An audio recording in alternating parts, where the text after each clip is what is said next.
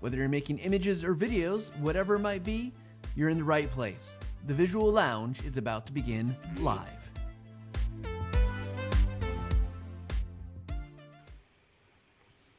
Good morning, good evening, good afternoon, wherever you are and wherever you're watching from. We're glad that you're here today. Of course, another great show. We're going to be talking about how to make images helpful. Yes, how to make images helpful, because no one wants an unhelpful image. So we'll get to that in just a second. Just a reminder, this week is our last week. We're going to be streaming on both the TechSmith YouTube channel and the Visual Lounge YouTube channel. It's all moving over to the Visual Lounge YouTube channel. So if you haven't yet, go over there and subscribe. If you don't want to miss anything, you got to do the thing the YouTubers say and hit that bell, and it will make sure you get reminders, because we want you to make sure you're getting all the great content that we're putting out there from the Visual Lounge. So go ahead and do that. And of course, you can always tell us if you like that, don't like that, you want to see something on the show. You can always leave comments. Of course, you can always email us at thevisuallounge@techsmith.com, and we're on social media as well. So make sure you check us out there. So with that said, let's get into today's show, because we've got a lot to talk about. Our guest today is Diane Elkins, who is a co-owner of Artisan eLearning, a custom e-learning development company, and eLearning Uncovered, where she helps people build courses they're proud of. She has built a reputation as a national e-learning expert by being a frequent speaker if I could talk, I would be an expert too, but I can't. By being a frequent speaker at major industry events for ATD, the Learning Guild, and Training Magazine. Her favorite topics include accessibility, instructional design, and articulate storyline. She is co-author of the popular eLearning Uncovered book series, as well as eLearning Fundamentals, a practical guide from ATD Press. She's a past board member of the Northeast Florida and Metro DC chapters of ATD. And with that said, please welcome Diane Elkins to the Visual Lounge. Hi there. Hi, Diane. Well, hey, thank you so much for being with me today. You bet. Sorry for the mouthful of trying to just reading is a challenge this morning or this afternoon. I get it. So one of the things I love people's bios, because they're, we're obviously trying to put the key information in there, but what else should we know about you as we jump into today? Probably a lot of our audience has not had a chance to hear you speak, which they're missing out on. So what else would you want us to know before we go? Well, I'm an above average bowler. Perfect. I control the baton. No. My background actually is graphic design. I started my career planning to go into advertising, and then realized that at the end of the day, all I was doing was making junk mail, and drifted, like many people, into this industry by accident. And it's a place where I can use my visual skills that I love so much. I also enjoy writing, and you put those together and you put it in the world of workplace learning, and you also get to help people do their jobs better.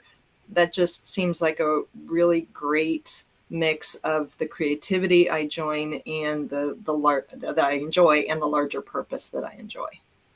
Yeah. So let me ask you this, because I find a lot of people in the learning space, like yourself, did not start there, with a few exceptions. What was the point where you said, "Oh, this is the thing I'm going to go do, because I don't want to make these ads. I don't want to make junk mail."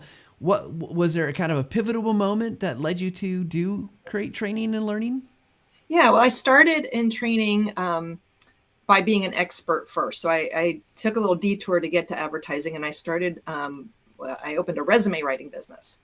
And then I had a chance to get a job as a job search trainer. And so that was, back in the late 90s, so very traditional classroom training. Did advertising a while. And when I was done, I said, I'm going to go back to this training. And I was a classroom trainer for several years, business skills. And then I worked for a company who in 2000 wanted to move into e-learning. And when it was starting to become big, and they looked around the office and said, Diane, Excel, you're kind of techie. You want to help us figure this out? I'm like, okay. So my boss and I went to a conference in Denver in 2000, and we figured it all out. And what I realized is the reason I didn't know what I wanted to be when I grew up is that it didn't exist yet. And now it existed. And so everything I had ever studied and loved in my life was now all in one job. And that was 22 years ago, and I haven't looked back since. Oh, that's awesome. It's interesting how often that happens, I think, to folks in this industry, is that they kind of just fall into it and they realize, oh, I can bring all these pieces together. I'm very much the same way. It was I was mentioning before we started today that I did it. I worked for the federal government doing their training arm as an intern, actually. And it was like, it was a job I found, like, because I needed a job during this internship when I was going to be in DC with my school. And it's like, I'm like, oh, people do this? They train people for, wow, it was amazing. So, but that's not why we're here to talk today. We're here to talk about helpful images. We're going to start kind of broad here. I'm curious, there's a lot of opinions about good e-learning, bad e-learning. What role do you think visuals have in kind of tipping the balance? Because I don't think it's going to be like, it's not the only thing that makes e-learning good, right? But what role do you think it has in tipping the balance towards good e-learning versus stuff that's maybe less successful or less helpful? Yeah. Well, one thing that I think is really important to know is that good visuals can't fix bad training. If we don't have information that's helpful, it doesn't matter what the images are. I don't care how pretty it is. So pretty can't be the driving force. Is going back to that word helpful. It's one of my favorite words. At Artisan, one of our core values is to be knowledgeable and helpful. Our job is to go out there into the world and put information in people's hands so that they know how to do their jobs better. And everything we do has to drive that. Now, at the same time, if it looks terrible, that can, first of all, inhibit learning. If I can't read your font, I mean, we have the ability through font and color choices to induce a migraine, right? Electric blue and lemon yellow. Don't know. I mean, we have the opportunity to actually inhibit learning. Some of the research, I like Ruth Colvin Clark's research on such that in many cases, you can learn just as well with a simple diagram as a complex diagram. In fact, in some cases, people can learn better from a simpler diagram. But learning is only one aspect of it. You want people to take it. You want people to believe you. You want people to assign you enough credibility that they want to go adopt the things you're trying to get them to adopt. You want them to maybe say nice things about it to their coworkers. And visual design does have a lot to do with that, because if your message is in an unprofessional looking package, people will doubt your message. Well, there goes, I'm just starting to check off all the questions I was going to ask you about, right? Like, okay, there we go. Let's talk about that though for a second, because I think there is a sense of like, what's the role of aesthetics? And like you said, like bad aesthetics can create migraines, it can create problems, it can make it so people don't learn. I know there's a study, and this is completely different space, but it's about audio quality, that people who listen, like if you have an expert and their audio quality is bad, they'll actually be perceived as less intelligent. I imagine that's same with visuals. Like if it's bad visual design, it will be seen as less relevant, important. So how do we know that we're getting to the right level, right? And I know we've got some stuff we'll talk about, different kind of levels and approach, but like just generally, what are there best practices here that we should just be aware of? Absolutely. The way I like to look at it is 3 levels. There's a certain level of professionalism you don't want to go below. Comic Sans in purple, just don't. Just don't. Images that are grainy and fuzzy and poor quality. One that's a piece of clip art next to a photo, and it's just a haphazard look. You can't tell where you're supposed to be looking. That's a level of professionalism you don't want to go below. Then we've got what I'll just call simple, average, maybe even kind of plain. And then there's, oh my gosh, that's beautiful. Well, oh my gosh, that's beautiful is great, but it's okay if your design is simple. I talk about the 3 font rule and the 3 color rule. Unless you are a trained professional, you don't need to go with more than 3 colors: a dark, a light, an accent. And you don't ever need more than 3 fonts: a heading, a body text, and an accent. If you have more than that, you're trying too hard. Now, some people can pull it off. Like I have a friend, he can pull off a plaid blazer and a paisley tie like no one can. Most people will get that wrong. So for most people, it is a good rule to not mix your patterns unless you happen to know you can pull it off. Same thing with things like fonts and colors. Is one of the best ways to be professional is to have fewer design elements, which might seem counterintuitive. People might say, oh, I went to a PowerPoint class. I've learned how to do this and this and this, and I'm going to put it all in one course. Well, that's actually going to hurt your message. So simplicity is actually better. Pick a few key colors that you use over and over, a few key fonts over and over. So in terms of just your immediate global design choices, keep it simple.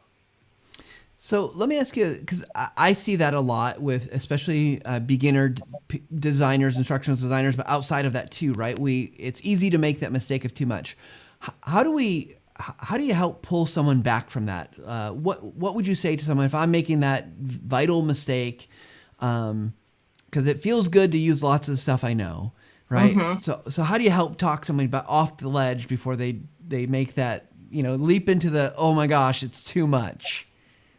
I think if your driving force is how cool it is, you're off the mark right there. If it's, oh my gosh, I want to learn this, use this new thing, that is the cart before the horse. I can use lots of analogies here. Right. Is ultimately, I think what we can do is change the prompts in our own head. So if I'm sitting there looking at something and saying, what should my slide say? I am seeding my brain to come up with text as my answer. What should my slide say? I am predisposing my answer to be text. What should my bullets be? Again, I'm predisposing it. What piece of clip art or what image should I put off to the side? You're predisposing yourself for a certain thing. Instead, maybe even stop using the word slide and go back to a word back from like the 90s when, before we even had PowerPoint in the classroom back in the dark ages. We talked about visual aids, not slides. I want to see that term come back. If I ask myself, what's the best visual aid for this? So I look at my content and saying, based on what I'm trying to accomplish, what visual will best help me get there? Not how can I make this look cooler? How can I make this hip? Hey, can I use that new thing I learned in class? Those are prompts that will send you down the wrong path. But if you ask yourself, what am I trying to accomplish? Is it to explain a point, evoke an emotion, build credibility? What are you trying to accomplish? And what visual will best help you get there? That'll help make sure you're staying on track. You're focusing on what's most important. And oh, by the way, it's likely to be helpful. I love it. I love it. And we're doing this. We're bringing back visual aid as a term. Yes. So let's right here. Right hashtag now. visual aid. We're gonna spread it across social media. I love it because I think it's so easy to get caught up in those things because there's so much you can do and there's so much like you want the aesthetic. Like I think there's the trap I fall into this is I want the aesthetics because I want it to be believable. I want it to be trusted. I want it to feel good. And sometimes it's hard to it's a conceptual concept. And so I'm like, I don't have anything visually that's super valuable here. So I'm going to make something that's pretty. I think I do an okay job with the pretty, and I'm pretty good overall balancing, but it feels like I fall into the trap because short of the other things that I could be doing, it's really sometimes hard to be simple. Yeah. And so I love the advice that I know there was a comment in the chat about the 3 colors, 3 font rule. I'm guessing that most of us still probably pair even in 3 fonts is hard. That's a lot of fonts to me. I'm going to get it wrong. I just know I'm going to get it wrong. I want to take that, what you've said though, and I want to talk about something we talked about prior to the show. You talked about the difference between like a classroom trainer and like an e-learning module where even with a subpar or poor kind of visual aids, a classroom trainer can make it work versus like an online standalone module. And I'm guessing that goes for lots of things. It could be an e-learning course. It could be a video. It could be, however you present it. But those won't work. Whereas I'm a pretty good in front of the camera, pretty good in front of the classroom. I could probably make it work regardless. Tell us why that is. Yeah, so a good instructor can carry a bad PowerPoint. Imagine you're sitting in a classroom. Remember those days when we all gathered in rooms together? Yeah, remember that? So you're sitting in a classroom. Most of the time you're looking at the instructor. The instructor is your primary visual. Yeah, you're going to glance over the slides. And yeah, if they're awful, you're going to cringe. but it's such a small percentage of the overall visual information you're taking in. Most of the time you're looking at the instructor. Once you're online, that changes. Now, if it's, a live, if it's instructor led, yeah, you still perhaps got that person on camera, but the slides are going to be much bigger. Self-paced e-learning, freestanding video. The visuals, your slides, your visual aids are 100% of your message. So a mediocre slide that barely cut it in the classroom is going to be 10 times worse online. So you've got to up your visual game if you don't have the instructor. And then we also need to think about how often that visual changes. An instructor can spend 10 minutes on one slide in the classroom, and it's perfectly normal. 10 minutes in self-paced e-learning is an eternity. That is probably that's the module, right? Like 10 minutes. Yeah. So especially if you're converting from a person being the primary visual, converting it to something that's more self-paced, you've got to up your visual game. Yeah, I love that. And it makes so much sense to me. And it is obviously a challenge. Well, okay. So we know we've got to up our game. Is there a rule generally? Because like I think about the visual, we talk about visual aids, right? It's aiding the content. It's easy for us to talk about slides because, a lot of people do PowerPoint, whether it's an e-learning page or module or whatever. It doesn't really matter here. How much information should be on that, in that box with that visual? Like, is there balance that happens there? Because I find, and I'm probably maybe more skewed one way, I have very little information. Like it's one thing, like one idea, and might even be part of an idea, right? Because I'm trying to just reduce how much is there. Other people do the kind of cardinal thing where they're like, I'm going to put 5 bullet points, lots of data. What's right here when we're kind of incorporating the visual aid with this? Right. I'm not a fan of rules in that regard, which Sure. I know for some people, rules are very helpful. So you probably heard of the 6x6 rule or the 10x10 or the 8x8, whatever, whatever number people pick, that you shouldn't have more than 6 bullets with 6 words each. Well, that's if bullets are even the right choice for that slide. Maybe that slide, the best thing is a video with 0 words. You're trying to evoke an emotion. Well, your words aren't going to do that. It is critically important that no, that will cause nobody to care. So a lot of it is, again, about your goal, your message. But I think one of the things that's important is to not try to give your visual aids too many purposes. I think one of the struggles that people have, especially, I see this more with classroom training than with self-paced e-learning, but with classroom training, you're making your PowerPoint, and they want the PowerPoint to also be the instructor notes. I don't mean the notes pane, I mean the slide. And so they're making their visual aids be their instructor notes. And hello, where's the worst place to put instructor notes? Behind me? I mean, really? That's where I should put my notes? So that the students can see my notes? No. I mean, there's presenter view. Get out an index card. Nobody will mind if you put your notes on an index card or you have a piece of paper in your hand. So your slides are not for you. Period. Your slides are not for you. And so if you're trying to put enough on there to idiot proof yourself so you remember what to say, that's not the goal of your visual aid. Or they say, oh, well, we want this to stand alone for people who can't make it. If I've done my job, my slides make no sense without me. I love they it. support my message. They are not my message. If I want to make a document, then I'll make a document.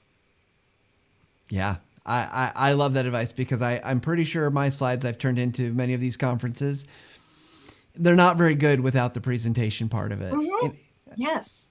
So, because they're your visual aid, not a book. Absolutely. Well, I know you've done some work around this concept of looking at the kind of variety of what works, what doesn't work, the levels you talked about earlier. Should we dive in to look at those? Yeah. Would that be good? Yeah. Let's take a look. So a couple of years ago, you want me to set it up? Yeah, please set us up. Okay. So a couple of years ago, I made a short course. It was about a 15-minute little course on staying focused on your priorities. And I designed it 3 ways. Pretty, plain, and hideous. And for each one, the content was exactly the same. The narration was the same. the words were the same, and the content of all the images was the same. So if there's a picture of a clock on one, it's a clock on the other. But what was different is just the graphic design. And I put it out in the world, randomized, and so that people would randomly get one or the other. And I wanted to see, people like Ruth Colvin Clark's work has already indicated that it shouldn't matter for their ability to learn, unless, again, you can't read it. But I wanted to know, does it impact people's ability, willingness to receive and adopt the message? So you want to show the slides there, Matt? And I will share with what my results were. Okay.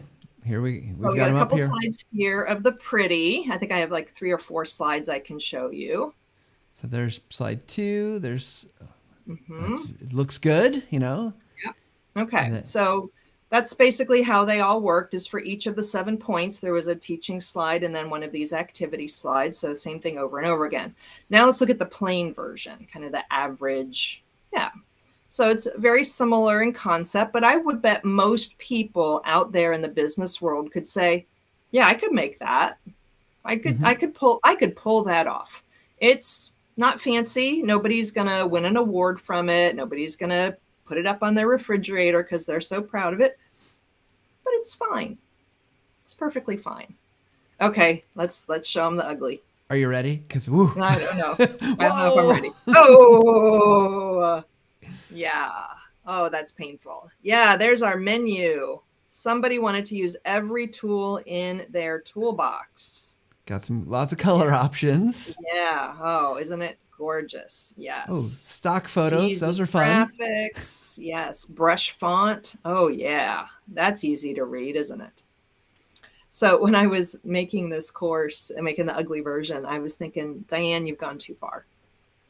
Like, people don't really make it this bad. This is not going to be really worthwhile. And then I got a PowerPoint from somebody. Someone we were talking to about doing work, and they said, yeah, we've got some existing training. We'd like to refresh it. We'd like to, bump it up a notch. And when I opened it, I physically jumped back in my chair because of the physical assault that was their course. I'm like, nope, I have not gone too far. This does exist in the world. So I had about 500 people go through the course, and unfortunately, I didn't get enough survey results for it to really be statistically valid. I was hoping to make this actual big R research. But what was really interesting to me is that the plain and the pretty got very similar results. Pretty got a little bit higher. Yeah, so there's again the plain. And it got very similar results to the prettier one. And they said that what I liked best was the comments, and so people with both courses said, hey, this was helpful. This gave me some useful things to think about. On the plain one, there were also a few comments that says, it would have been nice if it was a little more visually interesting, and then they went on to say a nice thing about the course. And they were talking about how this would help them. Not one person who took the ugly course said anything about how it was helpful. It was the same exact course, but not one person said, hey, I learned something that will help me. So either they didn't finish it. I don't even know if I would have gone past that first slide, quite frankly. Yeah, I think that this is a showstopper. Yeah, right there. So, you could have the best content in the world, but if it's in this type of package, people won't listen to you. And so we've got to make sure that our attempt to be cool doesn't backfire. And it is better to be plain than to try cool and get it wrong.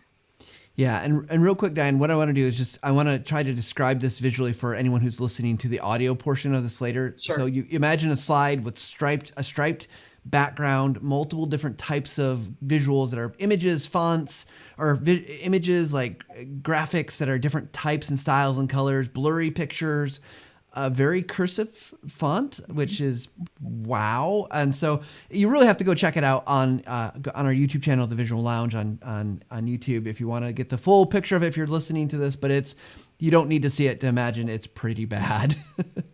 Now, one thing I did notice, and it was interesting because when you sent these to me, I looked through them and I was like, okay, yep, that looks really good. That's really good. I want to point out on this slide, and this was just my kind of gut reaction, is on this ways to stay focused and prioritize. You've got kind of this arc of the icons and the numbers. I actually really responded to the average one. I thought, oh, this feels a much clearer, much easier to read. I know I wasn't taking the course. I wasn't trying to go through it as a learner, but just kind of my gut was like, I actually like this one better because it was just like I could follow along easier, where it wasn't trying to kind of throw me around with like many things. Too many things. Yeah. It was almost overdid it on the pretty. Yeah. Yeah. And that can happen. And you can also clutter up your message so that it's hard to tell what's what. And the other thing that is really important is to, think about individuals who may not have the same physical abilities as you, the same ability to perceive color, for example, the same ability to just process information. And so sometimes the clearer, more straightforward approach is easier for people to process. Yeah, we had a question come in from Garth, one of our viewers today. Said, "Are we saying that visuals can really do more harm than good?" Would you say that's the case?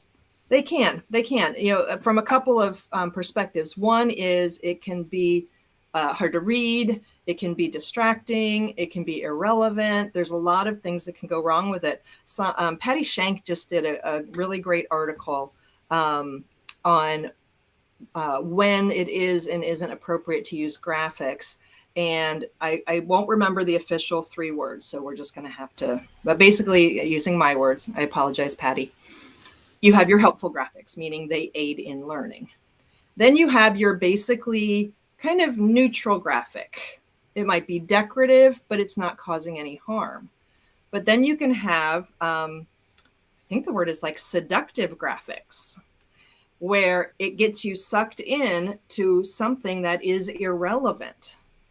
And it actually knocks you out of learning. So yes, the wrong graphic can actually inhibit learning. Yeah, well, I love that. I love that concept because I think there is a danger. And TechSmith, we are all about images and visuals, but it's still using the right ones for the right place and the right time. But I love that breakdown that, because sometimes there's not a visual that fits, and as long as it's not, it's kind of that principle, do no harm, right? Like it's not doing harm, but it is very easy to get caught up and be like, oh, we're going to do a really nice graphic here. And then you get caught on the graphic versus what is the message? What is the thing that we're going to say, or what are we trying to convey, whether it's learning or even, I would just imagine just kind of regular communication, right? Like you get caught up on it and it's taking people on the wrong thing. And that's why I love the question, is it helpful? Because yes, it can be cool, but is it helpful? And if it's not helpful, then we have to ask ourselves why we're doing it. And you talked about, staring at something and struggling about what to do that's helpful. And what I tell folks, especially newer writers who come to work with us at Artisan, is I'll say, if you're looking at your slide, your script for narration or whatever, and you're struggling what visual to use, question your content first. Because theoretical, abstract, conceptual information is a lot harder to illustrate. And so what we end up doing is decorating instead of illustrating. I would rather illustrate my point with something that makes that point clearer, more memorable, more impactful than decorating a slide. And conceptual information is harder to illustrate because it's so abstract. And so that's where we end up with cheesy thumbs up or person pointing to the bullet points. I hate that. Or, a light bulb to indicate it's an idea. Well, you're going to get really superficial graphic, handshake, people gathered around a computer pointing at it. You've seen all of it. You're going to come up with generic graphics if your content is generic. So I'd say, look at your content and say, am I being helpful with my content? Am I being clear about how somebody would use this in what situation? Am I giving clear examples, analogies, scenarios? That's why I love an analogy. It is so easy to do a great visuals if you have a great analogy. So if you're really struggling, question your content. Yeah, I do love that. And I love that you turned it towards thinking about what are the analogies, what are the ways that are illustrative outside of pictures, right? Like, how do you Mm-hmm. illustrate take this from a high level thinking to more concrete thinking?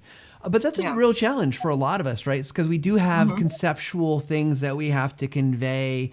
Mm-hmm. And so I guess the analogy stuff helps. Any other tips to get from kind of that concept down to, maybe more concrete things so that you could illustrate and not just decorate? Yeah. One thing is that if you have an analogy, tell it first. So if I have a conceptual concept that I explain, and then I have a great analogy for it to make sense, well, what's my visual? Let's say my analogy is about an elephant. Well, I can't start that slide with the elephant if I'm starting with the conceptual, because people are going to be going, why am I looking at an elephant? Tell your story first, have it start with a great visual, then you can explain conceptually what you're trying to tie to. So just flipping it sometimes can really be useful. And then the other is just good instructional design is to try and focus on what people are doing on some random Tuesday in November. So this is my soapbox. So at a certain point, you may need to cut me off. I love it. Okay, so here we go. We are in the job of helping people make decisions. So you've got some guy named Joe on some random Tuesday in November sitting at his desk or at the assembly line or on a sales call or whatever, and he has to make a decision. Do I pick up this tool or that tool? Do I click this button? Do I click that button? Do I say this? Do I say nothing? Our job is to help Joe make a decision in that moment. The more we can focus our training on that decision, the better our training is going to be. And by the way, that moment is easier to illustrate than, oh, I want you to list, define, explain, and understand these concepts. So the more we can have our training live in the moment of decision, the easier it's going to be to illustrate. That's a great soapbox. I love it. I feel like I just had this conversation with somebody yesterday. So if you see me out there in the world, you'll probably hear me say that because it's like my thing. Well, I love thinking about Joe in November on a random Tuesday doing his job, just doing his job, right? He's got to.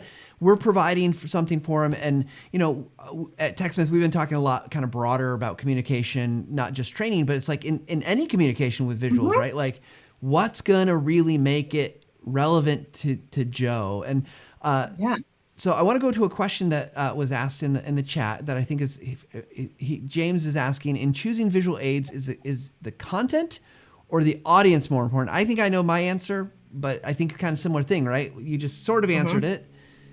It's about the audience. Everything we do is in service of the learner. It is not about us, and it is not about the expert. Everything we do is in service of that person, because here's the thing, we might have business goals, but only the learner can achieve the business goal. Only the learner can change their performance on that Tuesday.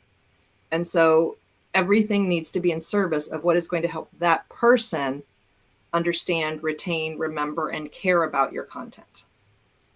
Yeah, and I would say that goes to so many other areas too, right? If you're a marketer watching this or listening to this, you're in service of that audience because you want them to be successful, whatever they're doing. It's not about us or you, or it's not even about your tool. It's about getting that person to be able to do the job that they've got to get done. So thank you. And there's so many overlaps between training and advertising.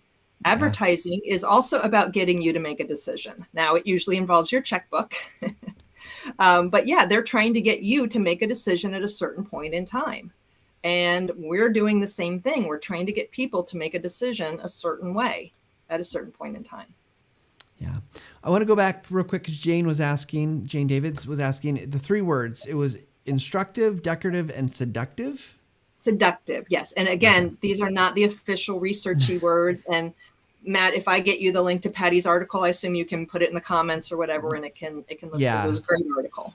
We can put that in the show notes as well and make sure everyone gets that. Because, I'd love to see that for myself. But, Patti Shank, if you don't know Patti Shank, she does some amazing research and great stuff. So, okay. And then, Matt, I have an example of this if you want. Yeah. You want to do the Red Cross example? Let's do that. Let me pull that right back up. And I'm going to scroll down there.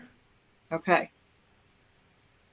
Yeah, that's the one. Okay. So this gets back to the concept of, do we decorate or do we illustrate? And if we can't illustrate, let's question our content. So we've done a lot of work over the years with the American Red Cross in their disaster services area. And we worked with them on a course about how to fill out a form to help them manage their disaster relief efforts. So imagine a hurricane comes in, there's shelters everywhere, they're trying to manage that operation. And so the audience is volunteers who do not have a financial or statistical background, who need to fill out this complex financial and statistical stuff. And oh, by the way, there's a direct disaster raging around you, so no pressure. And this was one of their slides. So what's a commitment? Well, it's about how much money we believe we've spent and blah, blah, blah. But it's a management tool, not an accounting tool. So it's critical that reflected as soon as possible because the dollar figures drive financial decisions. Okay, well, first of all, not a very interesting slide. This was for a webinar that did not have the person on camera. So this is all you were looking at.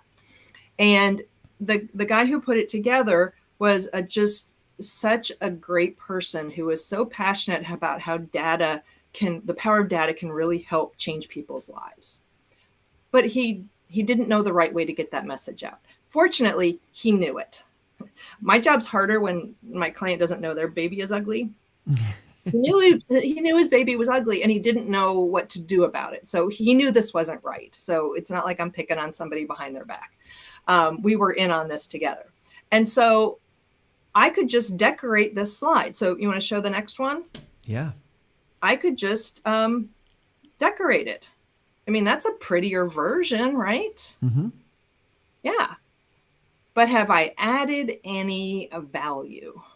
Is this content easier to remember, easier to understand, remember, apply, do in the moment, get you to care about? It's not. And so question your content. And so if you read over this, what you realize is, I don't even know what it means. Like, I know what all those words mean, but I don't know what it means. And if I'm a shelter manager, I don't actually know, like, what are you asking me to do? So Right. That's when I have to use my interviewing skills, which I think is one of the best skills you can have, whether you're crafting any message. I don't care what kind of message it is. And so I talked to the subject matter expert. I'm like, tell me what's going on in the real world. So there's a hurricane, there's a disaster shelter. What's going wrong? What are people not getting about this? And he said, okay, so here's the deal, is we want people to report how much money they're spending. But I want to know the minute they commit to spending it. So if they need new cots, the minute they place that order, they've committed to spending our money. Like, they haven't paid for it yet. The bill hasn't arrived. The cots haven't arrived. By the time the cots have arrived and the bill is coming, we paid it, like, our shelters are closed. We're done. Like, I can't respond if I know 3 weeks after you've made a decision or a purchase. I need to know the minute you've committed our funds. That's why they're called commitments. Mm-hmm. And what I realized is that this is not a slide about money. This is a slide about time. They were putting the expenses on the wrong day. So coins are not even the right decoration. So if we go to the next slide, we could do something as simple. This is a very, very simple slide. I'm sure everybody watching this can make this slide. For those of you who can't see it, it's a calendar with a couple of dates and a couple of red circles. And so if this was self-paced e-learning, I'd say, okay, so let's say you order some cuts on the 7th, receive them on the 10th, and receive the bill on the 23rd. We can't wait till the 23rd to know that that money is being spent. The minute you spent it you made the order on the 7th, that's the day it goes on your form. It's clearer to understand. You're going to remember it better. And by the way, this is going to be a much shorter slide. The right graphic makes your courses shorter in many cases. Yeah. Now, if I want to go farther to an analogy, because this is something that you may not do for 6 months. Let's hope you don't do this for 6 months because there's no disasters. You may not remember it. Can I do something that's maybe a little bit more memorable? And that's where an analogy comes in. So I could say, imagine you're going to have dinner with your friends. You have a $20 bill in your pocket. You place your order, you get burger, fries, and a shake. It comes to $14. Okay. You're waiting for your food. You still have $20 in your pocket, don't you? You do. And everybody says, hey, you want to go to the movies? And you go, yeah, I got $20. We can go to the movies. Well, you've already committed to spend $14 of it. So if you want to show the next slide, when you order, you commit. And it's the commitment that we put on the form. So that's another case where an analogy makes your graphics so much easier to do, but it's not just about prettier. It's you're more likely to remember this now. It's more helpful. Yeah. Well, wow. I love these examples, and I love the walkthrough, because I was looking at these earlier, and I'm just going to go back, and like you said, this made no sense. Money on the page. No sense. It made no sense. It's because it's not about money. But it really, I was like, what is this even saying? Right. But these are very clear. Like, I love both of these, because this one is like, oh, I could like quick recall. If I looked at it, I knew what it is. But this one, it's going to have a different kind of reaction because of the story with it, right? Like $20, I spend that amount. I can't go and spend it on something else. So yeah, right. I love both of those. And if you go back to the one with the coins, if we go back to how we craft our message first, that's the problem with this slide. It wasn't that the first one was ugly, is that our message wasn't clear. Like, even now that you know what you know, and you read over this text, now it hits you in the face, obvious, like, oh, I'm not actually telling them what to do. Nowhere on this slide doesn't tell them overtly, enter in your financial commitments the day you make the order and make the commitment. Like, does it say that anywhere?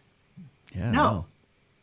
If you can't figure out how to illustrate and can only think of how to decorate, and it's something cheesy and superficial, question your content.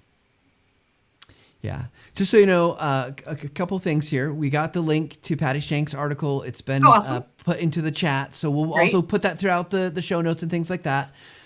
Diane, pretty soon here in just a couple of minutes, we're going to go to our speed round. But before we do that, we're going to try something new. I've never done this before, so you're my guinea pig. Thank you for agreeing to this.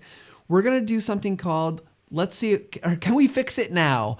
I have mocked up an e-learning page, and you know how you said maybe I should warn people about seizures, and this is intentionally hideous based on a Google search, but I want to just your gut reaction. I mean, which is going to be first of all, it's going to be like I got to throw up, but just immediately, what advice would you give to someone to fix it? And I've intentionally, again, I want to clear the air here. I've intentionally made it bad. I would never make this myself. Are you ready? Because I'm ready. Everyone at home better hold your seats and get your trash bags ready, because it's hideous. Here we go. How? Pointing to content. How did you know that was my favorite? You have said so many of the things. I'm just like, in my back of my head, I was thinking, oh boy, I'm glad I did that one. So that is, someone comes to you and says, Diane, we've got e-learning. We need you to help make it better. What advice would you give? And obviously this is more like could be an interactive module, but this could be a slide. I could do this in PowerPoint. It could be in whatever, right? So. Yep. Okay. So a couple of things. I'll go big picture, little picture, etc. One is we always want to check for color contrast.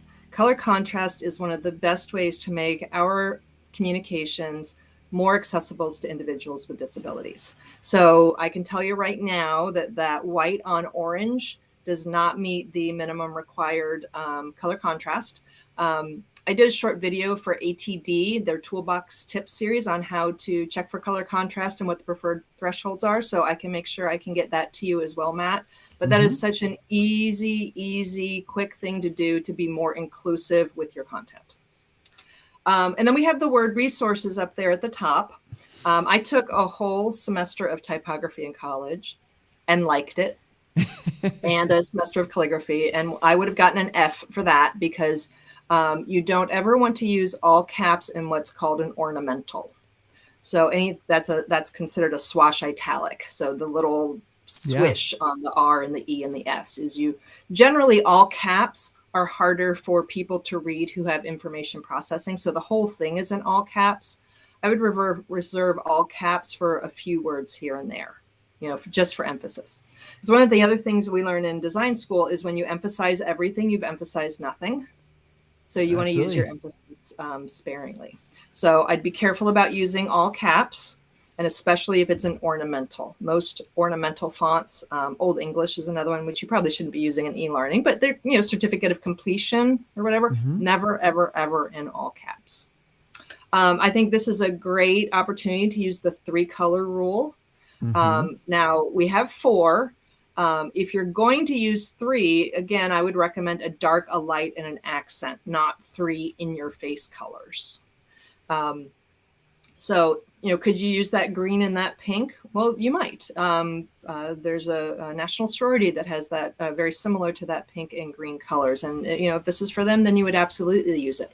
But if you're if you've got several bright colors like this, because maybe that's your color palette, integrate more white and black. White and black are always free. So remember I said the 3-color rule, white and black are always free. So maybe that pink is more of a stripe directly below the green. Or maybe if we kept Pointy Lady, maybe there's like a fun cutout behind her that's in the pink. So one of the things I also learned in design school is the more you have of something, the less fun it can be. So something that's that big shouldn't be that pink. The same thing is true with text. The more text you have, the less fun you can have with the font. So if you have 2 words like hot tip, yeah, pick something a little fun and interesting for that hot tip. But if you've got a paragraph, first and foremost, unless your goal is to create fine art, the goal of your text is to be read.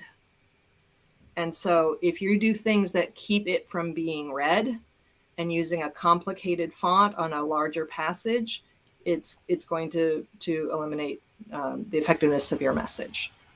So let's see, we've got 1, 2, 3, 4, 5 fonts. So I did my worst. Yes. And you got Comic Sans in there, so way to go. And then the other thing that this is more of a subtle thing, is through design you have the ability to influence where the learner's eye goes. And some of the things that cause your eye goes somewhere other than one place other versus another. See, now I can't form full sentences. Some of it is if it's distinct. If everything is big and one thing is small, you're going to look at the small thing first. If everything's small, one thing's big. If one thing's brighter, if one thing's more dull, basically whatever makes it different. Also, a lot of room around something makes it more visible. So my eye goes directly to her, which is the least important thing on the message. Now, the one good thing about her little pointy finger, which I hate, is it does actually draw your eye over to where you're supposed to look. But why should I look at her first? Right. So I won't say you can control where people's eyes go, but you can influence it. There's another graphic. I think I'll see if I can find it for you. It's awesome. It's a graphic with a bunch of I think it's a web layout. And so everything's in the right font and color and position, but the words say, you'll read this first, you'll read this next, you'll read this next, you'll read this last. And by golly, it's true. Just based on where it is and how it looks. So what you need to decide is, where do you want them to look? I took an abstract painting course once, and the teacher was off looking at somebody's work and says, what's your focal point on this painting?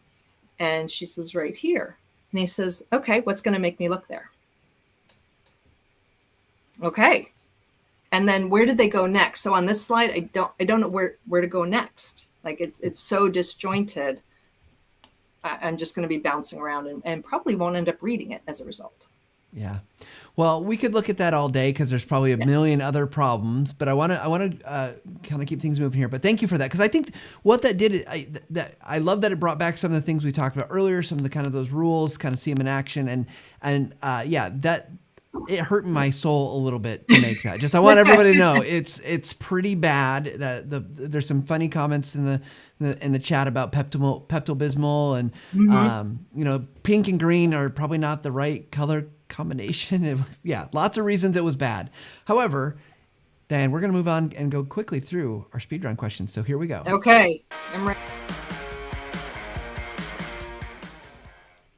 All right. So first speedrun question, we're going to move fast and furious on these. Is you're truly an expert at e-learning. There's no doubt about that. You've proven your kind of abilities today, and you get to talk about that at work and in your bio. But what's something that you're an expert in that we might not know? Flowers. Really? Like I grow arrangements? them. I grow them. I arrange them. I have a whole cabinet in my kitchen of vases.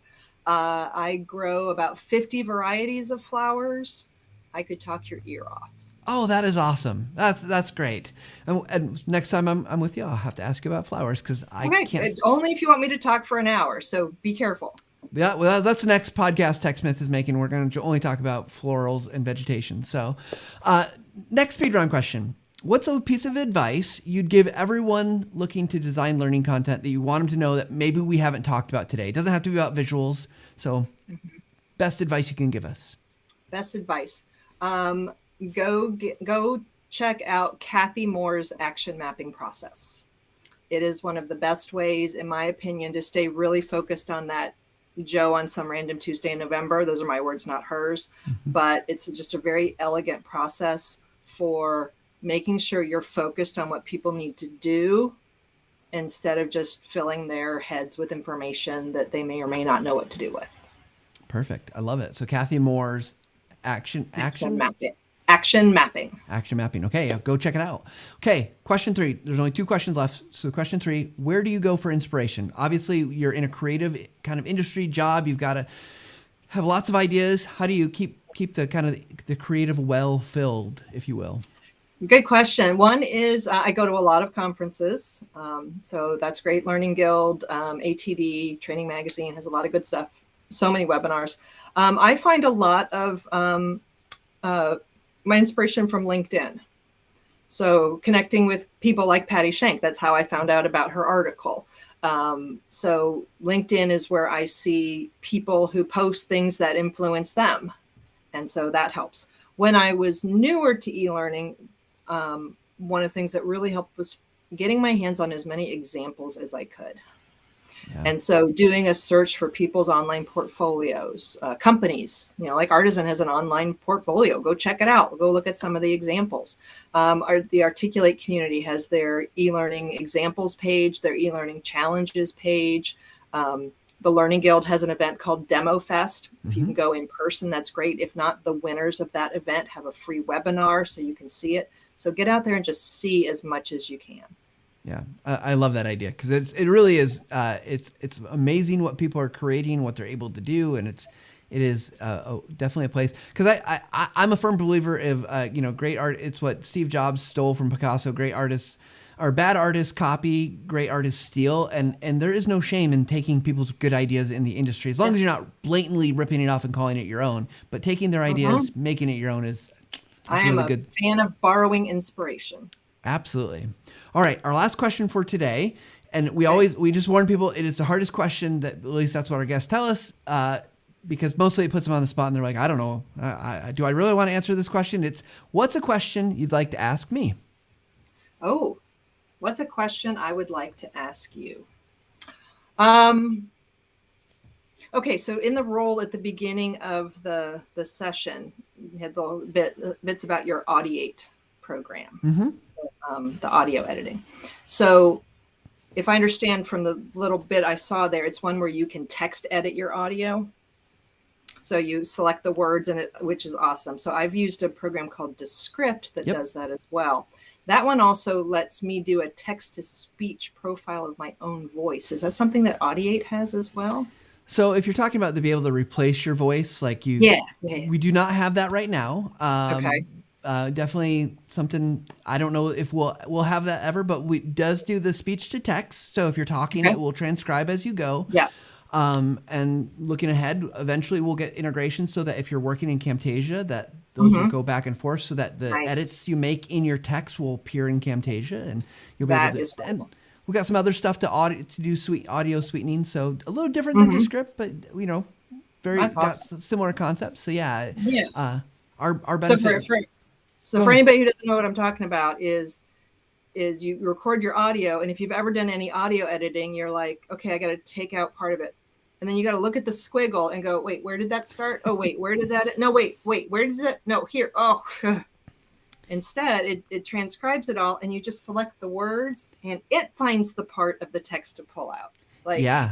Text editing of audio is just amazing. And I don't know what Descript have, but we definitely have, it will identify your ums and ahs and pauses, and you can automatically remove those. So that like, so, you know, sometimes you're like a stumble word, like, it will find it and identify it with a dot, and you can easily go through and auto take them out. Awesome. And yeah, it's super cool. I think, we're in the camp that text editing of audio is going to be like, that's the future. Yeah. Like, it's going to make your life so much easier. Oh my gosh, it does. And I've edited podcasts like us and ums and ahs out manually, and it is no fun. It takes a long time. So. Yeah, it does. Yeah, that's awesome. Well, Diane, thank you you've been so fantastic. Thank you for sharing your wisdom and knowledge about so many things about visuals and images. I know I've got notes that I need to go and take and say like, okay, got to remember the rules of threes, and we don't like rules, of course, too much, but we definitely thank you for sharing with us and being a guest today. Well, thanks for having me, and I hope I won't have too many nightmares from that thinking green and blue slide.